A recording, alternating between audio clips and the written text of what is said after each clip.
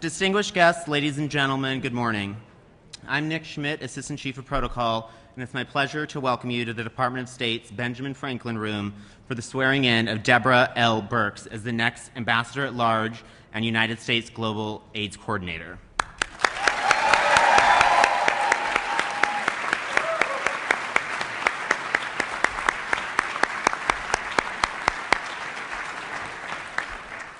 We are privileged to have the Secretary of State, the Honorable John Kerry, officiating our ceremony this morning, and we are so pleased to welcome Ambassador Birx's family here today, including her parents, Donald and Adele, and her daughters, Danielle and Devin.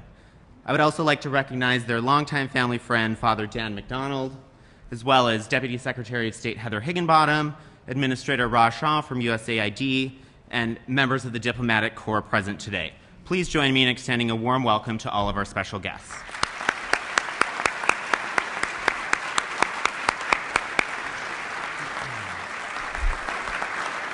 We will begin our ceremony this morning with an invocation by Father Dan McDonald, followed by remarks by Secretary Kerry, the administration of the oath of office, the signing of the appointment papers, and then conclude with remarks by Ambassador Birx. It is now my privilege to introduce Father McDonald. Good morning. I understand originally that Dr. Birx had requested that Pope Francis give this invocation. But he was a little occupied, so I was sent instead. The faces of AIDS. They've changed many times through the years. First, I remember there was fear. Then there was a certain reserve. The tragedy of it was another face. Hope then started to emerge, and the realization that there was a long journey ahead, the waiting. A Jesuit scientist wrote the following words, and they are words about process and about what happens in the process. Above all, trust in the slow work of God.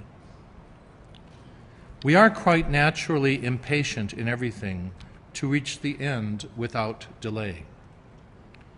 We should like to skip the intermediate stages. We are impatient of being on the way to something unknown, something new. And yet it is the law of progress, that it is made by passing through some stages of instability, and that it may take a very long time. And so I think it is with you. Your ideas mature gradually. Let them grow. Let them shape themselves without undue haste. Don't try to force them on, as though you could be today what time, that is to say, grace and circumstances, acting on your own good will make of you tomorrow. Only God could say what this new spirit gradually forming within you will be. Give God the benefit of believing that God's hand is leading you, and accept the anxiety of feeling yourself in suspense and incomplete. We ask the Lord's blessing today for the gift of healing, the gift of prophecy, the gift of patience, and being in God's hand for Dr. Birx. And let us all say, Amen. Thank you, Father McDonald. It is now my honor to introduce the Secretary of State. Very much. Thank you.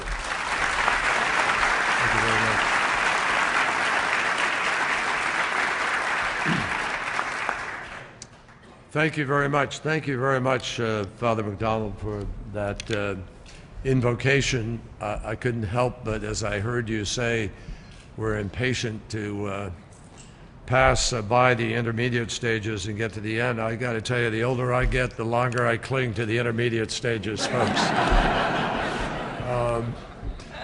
I am really honored to be here, as all of you are, and I'm very privileged to come here and meet Deborah's personal cheering corps. A lot of energy here, a lot of enthusiasm.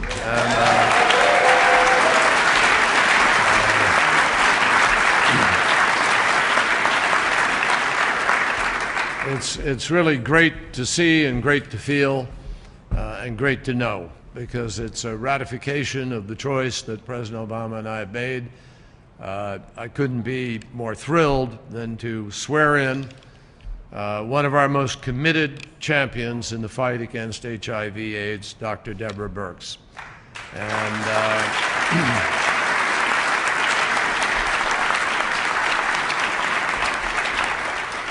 I'm particularly pleased to welcome her very modest family that's here, enormous. We're really happy to welcome Dr. Donald and Adele Birx, her parents, her brother Donald, and her daughters, Danielle and Devin. And we're really happy. Where are they? They're still over there. They're going to come up here afterwards. All right. Welcome. Also very happy to recognize our USAID Administrator, Dr. Raj Shah, and Dr. Frieden, and Ambassador Eric Gooseby is somewhere here. Where is Eric? There he is.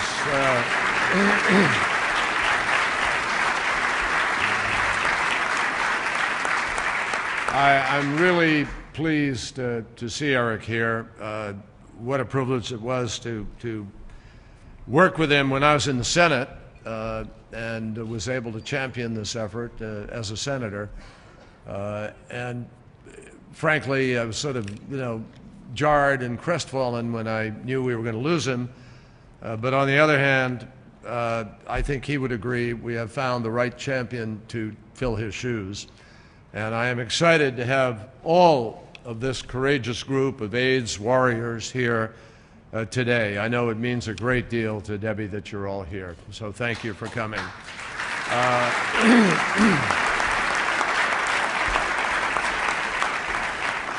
I won't dwell too long on the fact that this Navy man had to go to the U.S. Army to find somebody to...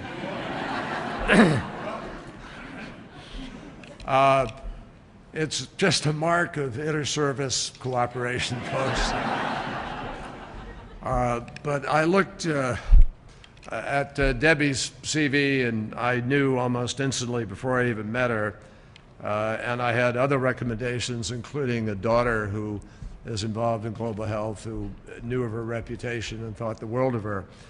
But I remember looking through her resume as I sat in my office before I had the privilege of having a talk with her about taking on this job.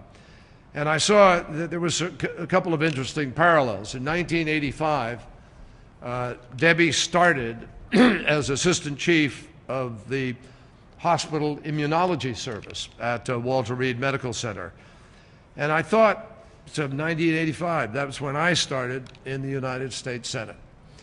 And at that time, I thought about what AIDS meant, the word AIDS meant, 1985. Back then, it was a death sentence.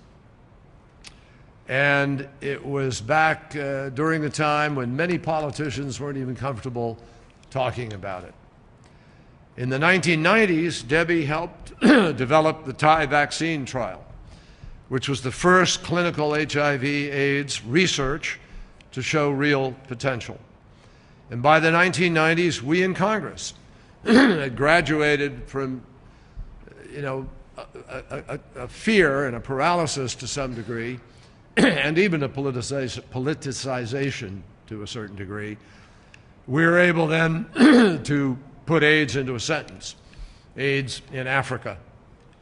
I see my old friend Jim Jones standing out here in front, who was one of my key aides, along with Nancy Stetson, who helped us write the earliest AIDS legislation. And when said AIDS in Africa, it was still a looming death sentence for a continent at that time. And thank God people like Debbie and Jim and Nancy and a lot of other people decided that was simply unacceptable. In 1998, Debbie was serving as the director of our military's HIV research program at Walter Reed. And that same year, Bill Frist and I joined together on a comprehensive HIV/AIDS bill that actually laid the foundation for became PEPFAR. And in 2007, Debbie was director of the Centers for Disease Control and Prevention Division of Global HIV/AIDS. And 2007 happened to also be the year that my wife and I, Teresa and I, traveled to South Africa and went to the Umgeni School in Durban, South Africa. And I saw firsthand there the courage of many single mothers who were scratching out subsistence in mud houses. And I met young kids, in their early teens, who had become, because of the death rate, caretakers for a family, and in many cases, caretakers for an older aunt or grandmother or somebody else who had contracted AIDS. And so many husbands were lost to this horrific disease. So Debbie and I have actually traveled many of the same roads together in this fight, along with Eric and others. And I am very, very proud that now we will be fighting side by side in her new role as our global AIDS coordinator. In so many ways, Debbie embodies the best of what it means to be a pioneer, to be a practitioner, and a public servant, all rolled into one. She's a pioneer as the first woman and the first veteran to take this post on. But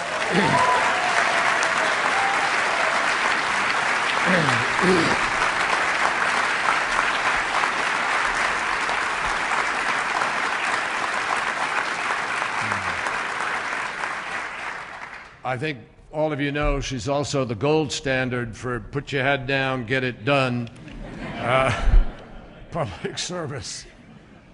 I've heard it's pretty common to get a call from Debbie on Monday about a problem in sub-Saharan African nation, and then you get an email from her on Tuesday, and she's already flown out there and she's on the ground and working. The apple actually doesn't fall very far from the tree when it comes to that, folks. Her parents got a call the day that she was going to be sworn in, the day before she was going to be sworn in at her private swearing in, so she was official and could go out and do stuff, so she then had time to invite all of you to come. And so they got the word at their home in Mechanicsville, Pennsylvania, and they were on the road by 4 a.m., and wobbly, tired, and unbowed, they arrived here. They drove all night. They made it to D.C. in time for the swearing in. 90? Almost 90. Almost 6 90. months. Almost 90. 6 months.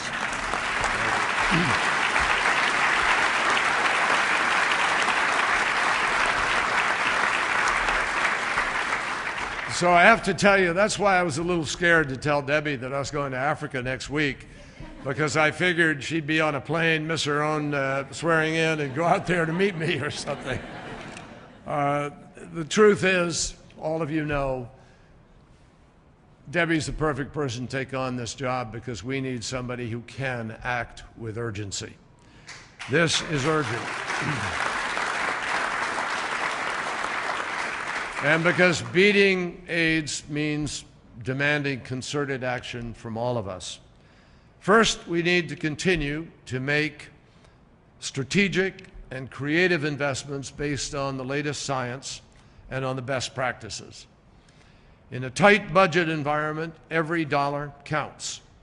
And that's why we need to continue to set benchmarks for outcomes and put our weight behind HIV prevention, treatment, and care interventions that we know work.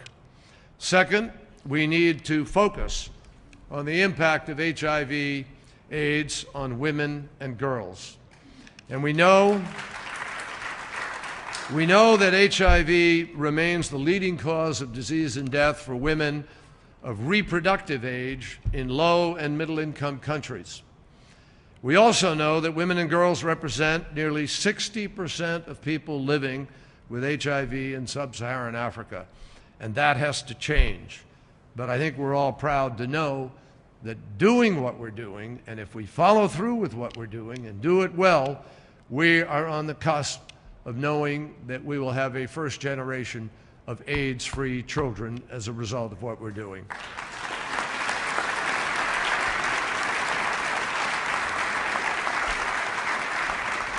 And third, we need to promote greater accountability and transparency through our new country health partnerships.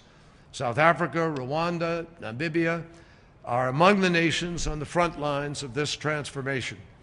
And these countries provide a model for how PEPFAR is transitioning from providing direct aid to delivering support for locally run, self-sustaining efforts. And we need to back these efforts up every step of the way, and Debbie and I intend to do everything we can to do that. So for Debbie, the last thing I'll say to you all is that taking the fight to AIDS is not simply a career, it really is a calling. And there's a reason that it's more than just a career. Back in the spring of 1983, Debbie was at Walter Reed Hospital for the birth of her eldest daughter. And she had lost a lot of blood during the delivery, and the obstetrician ordered a transfusion. Shame on that story. No one knows that story. I got news for you, they're about to.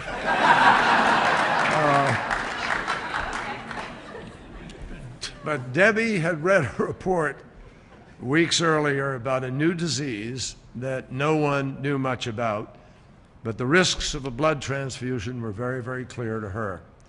And literally, just before she passed out from pain, Debbie screamed, "Do not let them give me blood."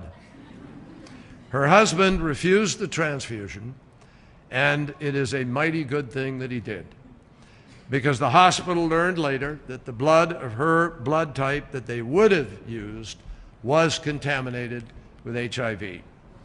That was Debbie's first brush with AIDS, and it literally changed her. It made her think hard, not just about the perils of this new disease, but about her responsibility to fight it. So I am very proud, as all of you are, of the miles that Debbie has traveled already in this journey. More importantly, I am really excited about the next miles that we will be traveling together over the coming years. It's now my great privilege to make this official using the family Bible, which I had the privilege of signing a little while ago.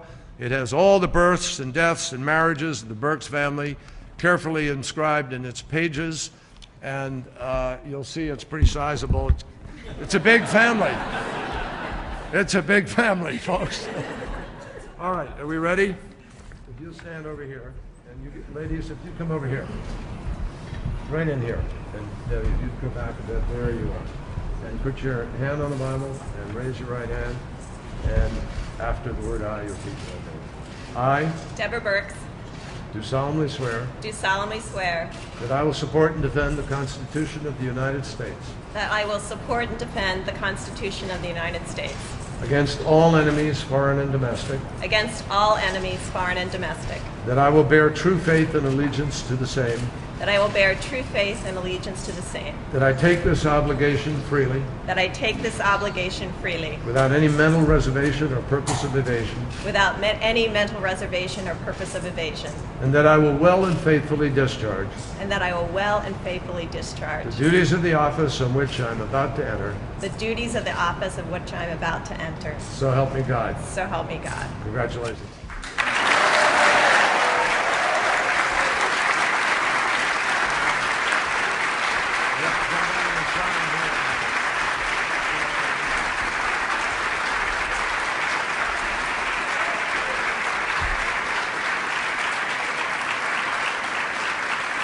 Dr. Burks will now sign her appointment papers.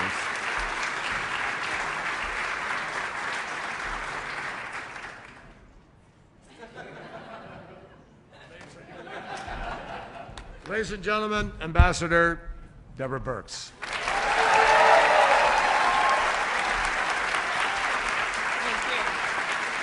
Thank you. Thank you.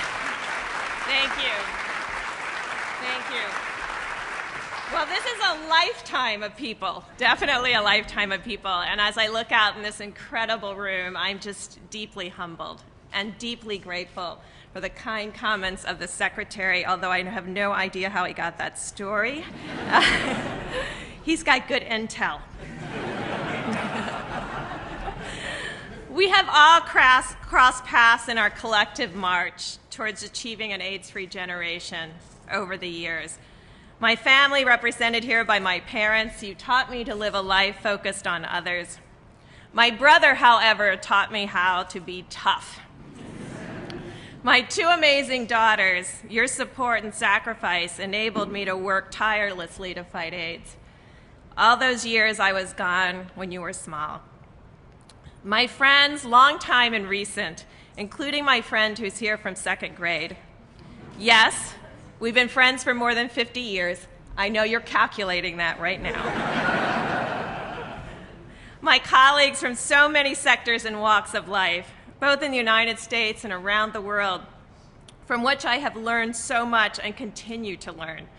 I am honored and privileged to work with all of you, and it's such an honor to have Administrator Schall here, Dr. Frieden, Ambassador Goosby, Dr. Fauci, and Dr. Tremont. The community, both domestic and global, you've been the backbone of the response. Before government engagement, you were there, the voice and faith of the people. You hold us accountable to ensure that everything we do truly meets the needs of those we serve. The United States political leadership across multiple administrations and Congresses, and you heard today from Secretary Kerry, for defying the conventional wisdom and emboldening all of us to take new risks and make history, from the Ryan White Act to the LIFE Initiative to the first global AIDS bill that you heard from then Senator Kerry and Senator Frisk, to the launch of PEPFAR by President Bush, to the reauthorization twice by Congress in 2008 and 2013, we are deeply blessed with continued strong bipartisan support and, more importantly, deep and continuing interest in our work. Time after time, our leaders have refused to take no or the comment that it could be impossible for an answer and instead pushed us to even greater heights. I am particularly grateful to President Obama for his bold leadership, for always pushing us to aim much higher, and his targets in World AIDS Day in 2011, which we thought at the time seemed visionary and impossible, but were achieved by many of those standing before me today. I'm also deeply grateful for the faith that he has put in me by this appointment. And of course to Secretary Kerry, who you heard of his amazing, long-standing, and unyielding commitment to changing the course of the epidemic through the decades.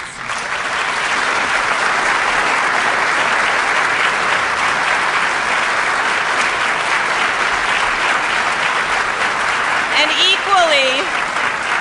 equally for providing a vision for how to make it happen.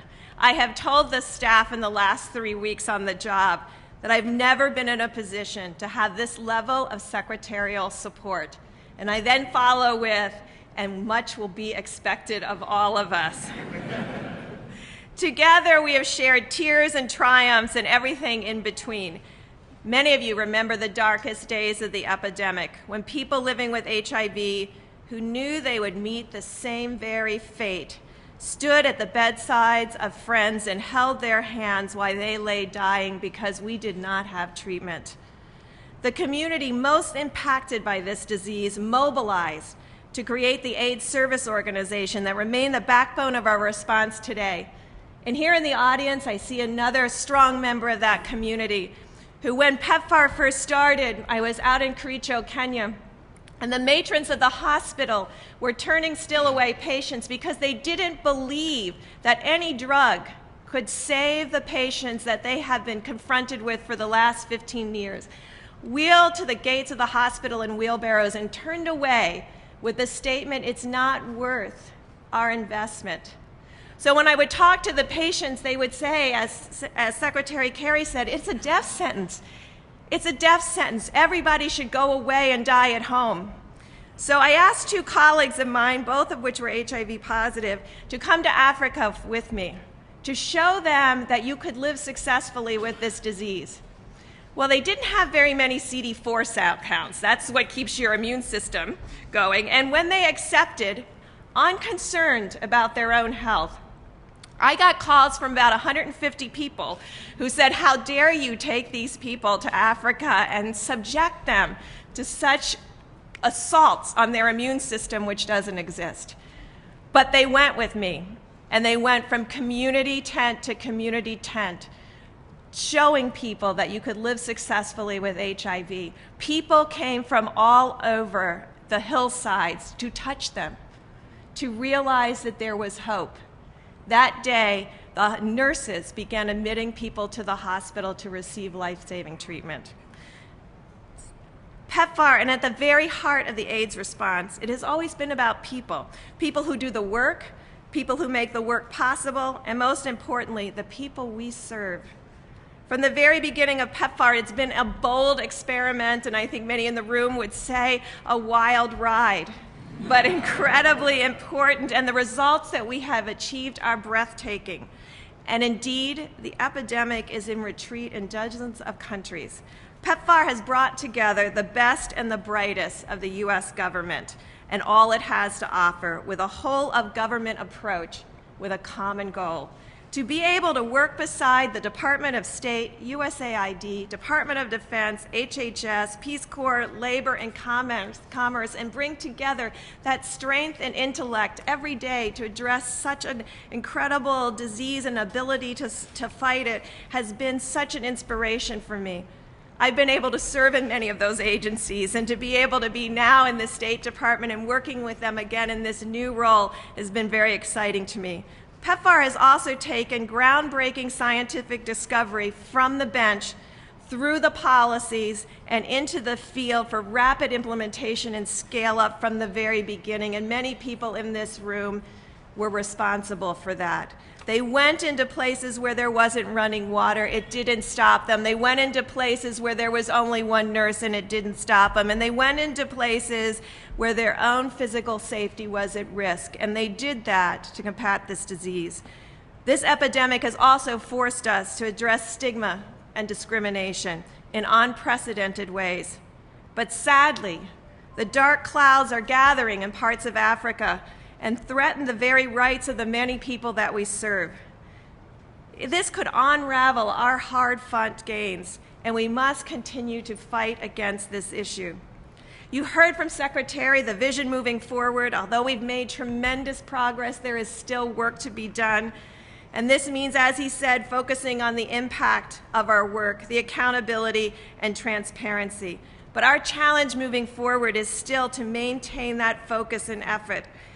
If we begin to drift, to lessen our aspirations, to leave behind what science, the community, and those that we have cared for have all taught us, we risk not only squandering this amazing investment by the taxpayers of the United States, but also the progress we made, and we will have failed to capture this opportunity, which will not come again.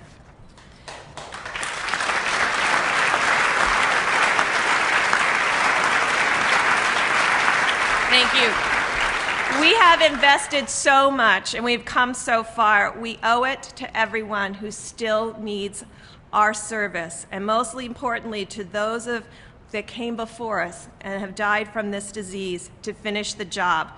When I reflect on the journey of PEPFAR, thank you, and the broader journey that we've all taken together for the last 30 years, and I see many of you in the audience that have been there with me, I'm reminded of Nelson Mandela that always said, it's impossible until it's done, and this can be done.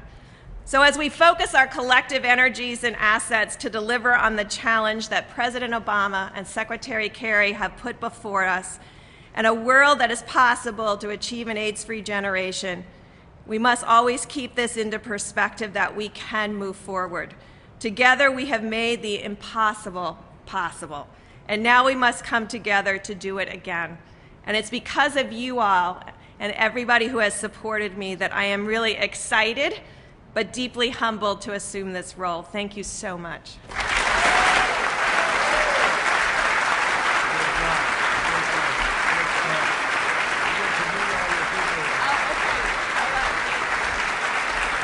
This concludes our ceremony. On behalf of Ambassador Birx and her family, thank you for joining us today. At this time, I'd like to invite guests to form a receiving line in front of the podium to my left. to congratulate Ambassador Birx. Thank you.